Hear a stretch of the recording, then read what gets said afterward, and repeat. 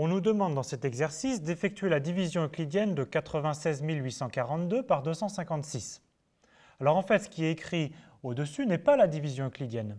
En effet, dans une division euclidienne par 256, le reste doit être plus petit que le diviseur, 256. Alors on va quand même se servir de cette écriture pour trouver la division euclidienne. Alors, il faut en fait continuer à diviser par 256, et on écrit que 842, c'est 3 fois 256 plus 74. Maintenant, on a bien trouvé un reste plus petit que 256, et donc on peut écrire que 96 842, c'est 256 fois 375 plus 3, donc 378, plus 74. Donc ceci est bien la division euclidienne de 96 842. Donc là, c'est A égale à B fois Q plus R. Et le reste est bien plus petit que le diviseur. Même chose avec la division euclidienne de 96 842 par 375. Ici, 842 n'est pas plus petit que 375. Donc il faut continuer à diviser par 375. Et 842, c'est 2 fois 375 plus 92. Ce qui nous donne la division euclidienne. 375 fois 256 plus 2, ce qui fait 258, plus 92. Donc ici, on a bien que A égale à B fois Q, plus le reste qui est bien plus petit que 375.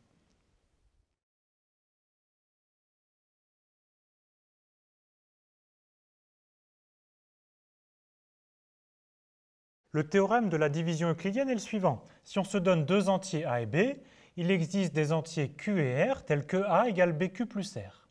Mais en plus, on souhaite avoir l'unicité, qui est aussi importante que l'existence. Et pour avoir l'unicité, on pose la condition que le reste doit être compris entre 0 au sens large et B au sens strict. Donc il faut retenir les deux conditions pour avoir à la fois l'existence et l'unicité. Il faut aussi savoir calculer une division euclidienne à la main.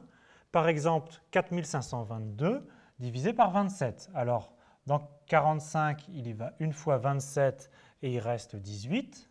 On abaisse ensuite le 2. Dans 182, il y va 6 fois 27 et il reste 20. On abaisse le 2, l'autre 2. Et dans 202, il y va 7 fois 27 et il reste 13. Et donc on a terminé notre division, et donc on peut écrire que 4522, c'est 27 fois 167 plus 13. Donc ici c'est A égale à B fois Q plus R. Il faut aussi connaître les noms des nombres qui interviennent dans cette opération. Donc A ici est le dividende, B est le diviseur, Q ici le quotient, et bien sûr R le reste.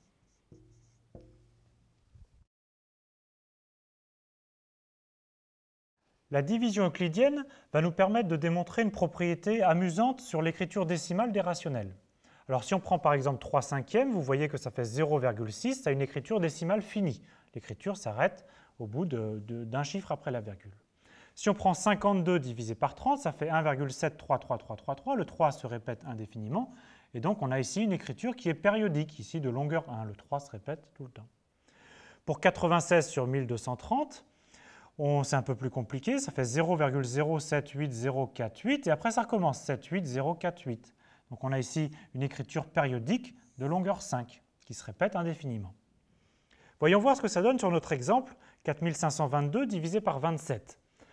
Alors, on avait déjà commencé la division euclidienne, mais on s'était arrêté avec des entiers. On va continuer après la virgule. Alors, on abaisse un 0, et dans 130, il va 4 fois 27, et il reste 22. On continue, on abaisse un autre 0. Dans 220, il va 8 fois 27, et il reste 4. On abaisse un autre 0. Dans 40, il y va 1 fois 27 et il reste 13. Mais le 13, c'est le même qu'on avait au-dessus. Donc si on continue la division, on va abaisser un 0 et on retrouve 130. Et donc bien sûr, il ira encore 4 fois. Et notre reste sera encore 22. Et donc il ira 8 fois. Et notre reste sera encore 44. Et il ira une seule fois. Donc on vient de montrer sur cet exemple qu'on a une écriture périodique, ici, de longueur 3.